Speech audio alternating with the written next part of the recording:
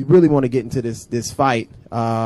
I know we all saw that. I was very excited about this fight coming in. The Adrian Broner versus Manny Pacquiao fight. There was a lot of hype that went into this thing. We're going to jump right into it and unpack the situation.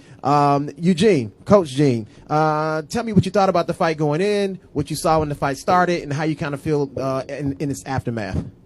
Well, it was exactly what we talked about 2 weeks ago. I think when we did the pre-fight segment a few weeks ago, I mean, it actually played out exactly the way I said it was going to play out. Adrian Broner doesn't throw enough punches. I thought he'd be game. He was in great shape. He looked good. Couple of rounds, I felt like he won. I had it 8-4, Manny Pacquiao. I thought it was a pretty easy fight to score, just based off the fact that Adrian Broner doesn't let his hands go. I mean, at the end of the day, I mean, you can have all the talent in the world, but man, if you can't let your hands go, and, so that you can put yourself in a better position to win fights, then I don't know what you expect, people to say. And, I feel sorry for him, like I said, because at the end of the day, I don't know, his mental disposition is just, I don't know, he's just off. The dude just does not understand that you throw one punch and somebody's throwing 3, 4, and 5 punch combinations is not going to get you a win. No. You're not Floyd Mayweather. You're not that accurate. You know what I'm saying? And even Floyd throws more punches than Adrian. And I think I even took some punch stat numbers round by round. Look at the CompuBox number. Actually, I have my phone. But, Manny was averaging over 45 punches a round. Adrian's averaging 15 to 20 punches. Well, not going to you know what his total fight punch number was by the end of the fight? He threw 50 punches. Wow. Yeah, 250. 250 only connected on 50 plus, then 55 punches. Yeah. Was what his connection, and he only connected on 55. Right. And like I said, it wasn't like that Adrian was getting beat up, because clearly we look at after the fight, I mean, Adrian Broner, he was unscathed, he had no bruises, he had nothing at all. I mean, he slipped a lot of the shots that Manny threw, but again, in the eyes of the judges, who's the busier fighter? And that's what it is. Listen. But Adrian should know that, though. I mean, he fought in the amateurs. The amateurs is all about volume punches. You can't sit back in the pocket and throw one punch at a time and think you're going to win a fight. It just doesn't happen. Yeah. Adrian needs to realize you don't get points for dodging punches. You have to throw punches, and one punch around while he's yelling one of his favorite things. Every time he throws a punch, he's like, ah. You hear that every maybe 10 minutes. He'll throw one of those, and I need more. We need combos. He obviously came like into that. That's what you want. He came into the fight. I was actually excited about the fight because of the way his body looked. He was cut, zero body fat. Obviously, he was ready. I think he does a lot of really good things in the ring, except throw punches. When your trainer is telling you every round, dude, let your hands go. You got them where you want them. You're just not touching them up.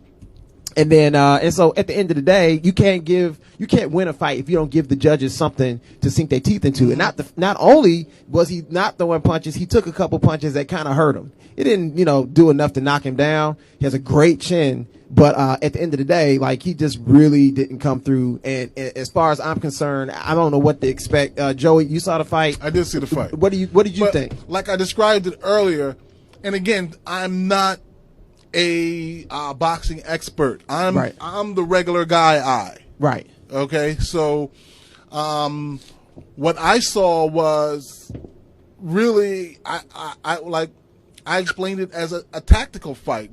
I didn't feel like there was much action. No. I just felt like, it was just a lot of, I don't even know if you even want to say it was a defensive fight, but it was not. Broner was mad defensive. Manny was trying to bring it. I think Joey's on point. I mean, your assessment is perfect. Even as a casual fan, there was a lot of posturing going on, But in essence, it was, you could call it a tactical fight, But again, it's just a lot of posturing.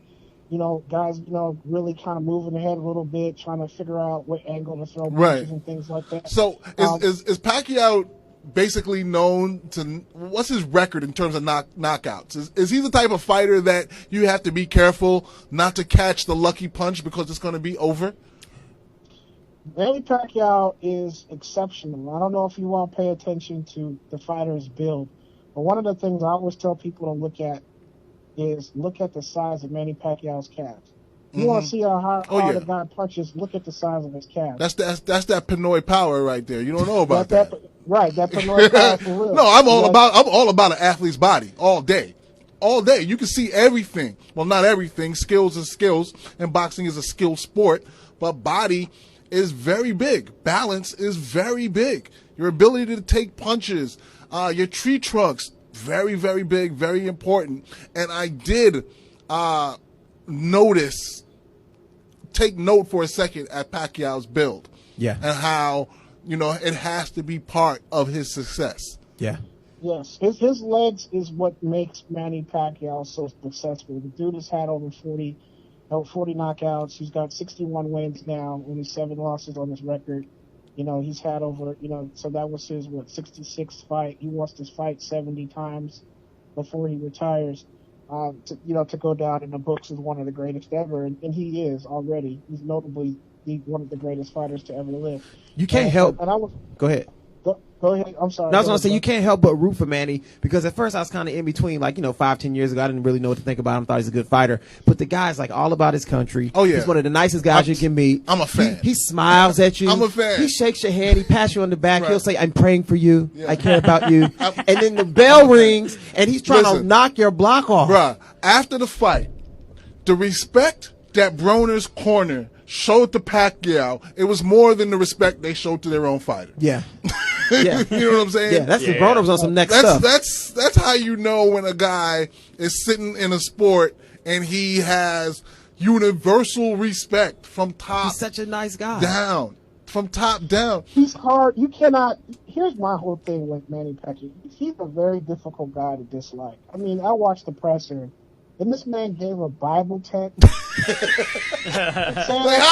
did that knock you out? Everybody loved Jesus. How did that I knock love you. It's like, what can you say to that? Right. Nothing. Really, this dude gets up and gives a Bible text? Nothing. I mean, Adrian Broner just looked at him. He was like, man, I can't even really talk no noise to Right. you because That cancels out all the noise. It cancels out all the noise. I mean, so Manny Pacquiao, he's super impressive. I love what he's done with his life over the last 5 years. There was a time where he was a bit estranged from his wife. He had a number of different clubs. Let's just say clubs in the Philippines, where you could go and females and things And like you can that. meet people. So right, and you meet people. So He's haven't come been a long to way. the Philippines. Yeah, haven't been to the Philippines myself personally, and getting a chance to kind of see what the environment is like. It's very interesting. I'll say that. Just for the listeners, I don't want to give too much, but even going to the boxing gym over there, it's just a very intense environment.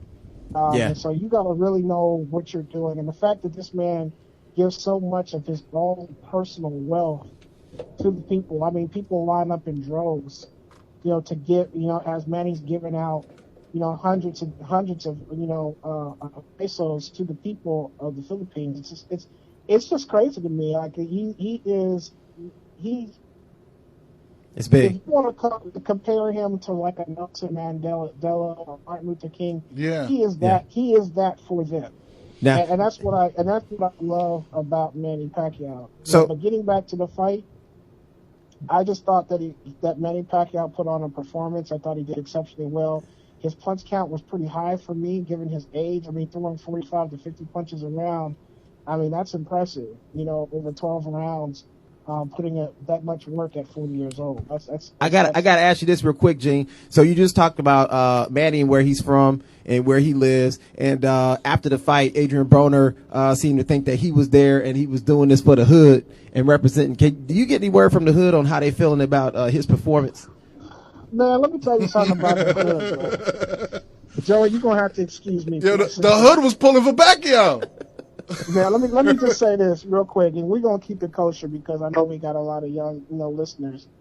The hood don't respect AB, and I'm going to tell you why I won't respect AB. Because, first of all, anybody who in the hood, my family's from Omaha, Nebraska. Everybody knows Omaha is rough. It's one of the crime capitals of this country. I mean, it's one of the top 5 worst places in the country to live based on the amount of crime and a lot of the gang violence. That's where Terrence Crawford is from, if you're not familiar.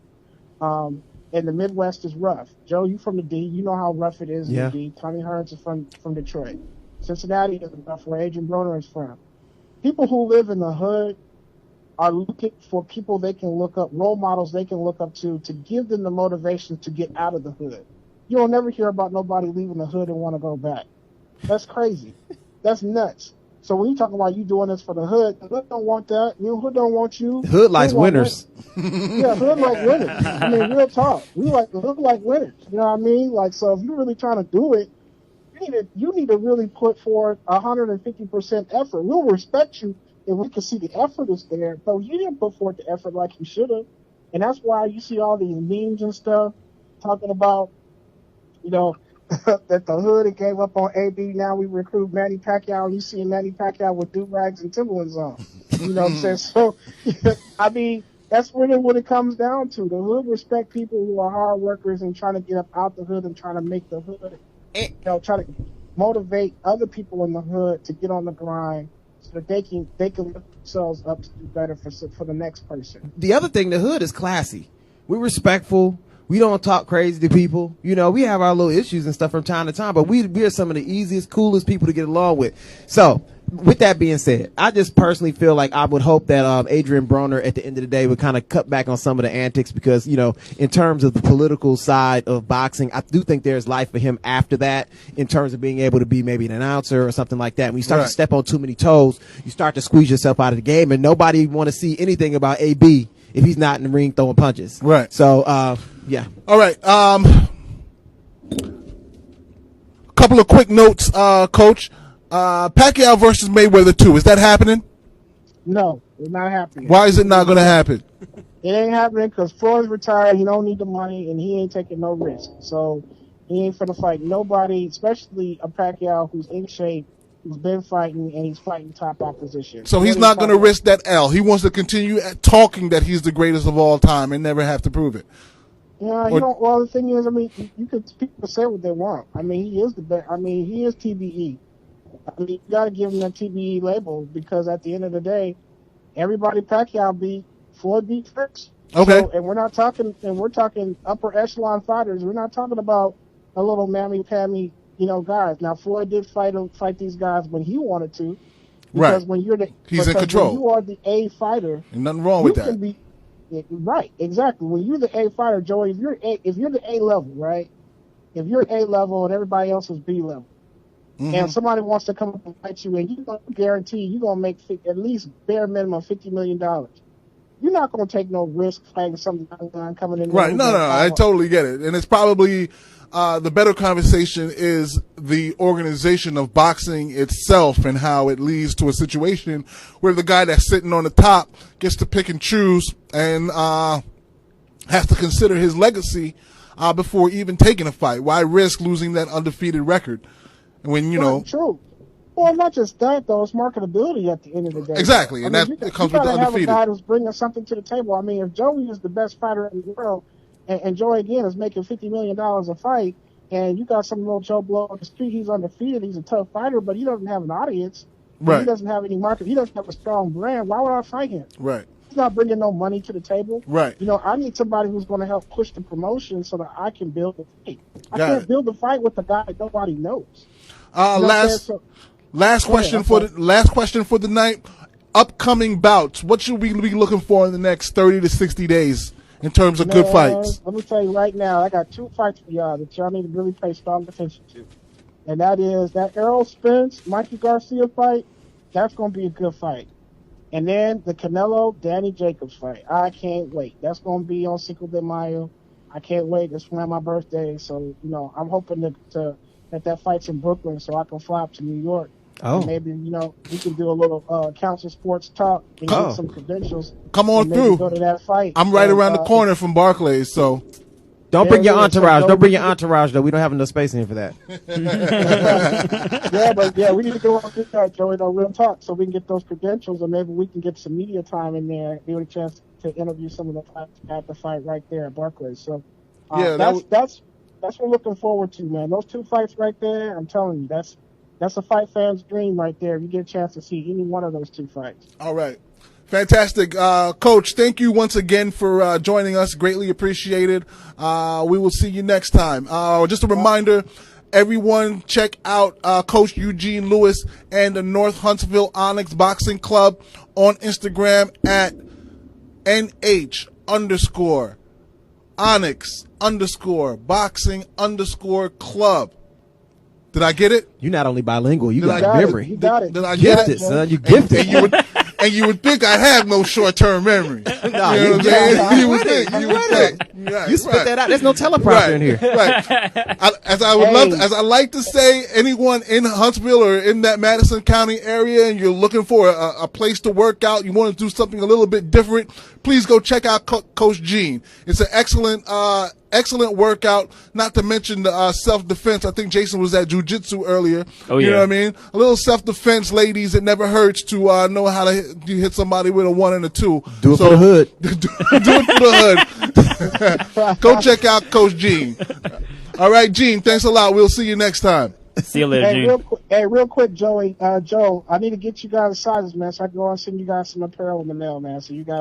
Yeah, I'll rock it. Fantastic. Yeah. And we'll even do a little giveaway. I would love to do a little giveaway. So yeah. I'm not giving mine away.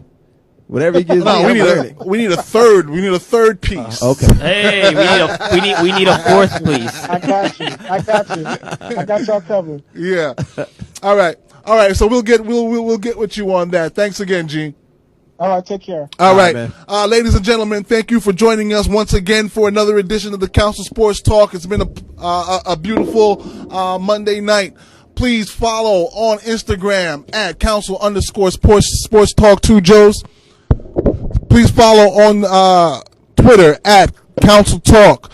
On the GS Radio YouTube channel, subscribe there. Subscribe on the Council Sports Talk channel on YouTube. Make sure that you check us for downloads at GS Radio NJ. Take the podcast version of the show, listen to it whenever you want. Clips via YouTube available beginning tomorrow. As I mentioned, the download is available right after we're done here. Support GS Radio. Subscribe on the GS Radio YouTube channel. Did I miss anything? Did I forget anything? Nah, you good. No? All right, folks. Thanks again for being with us. We will catch you next time. This has been a Council Sports Talk.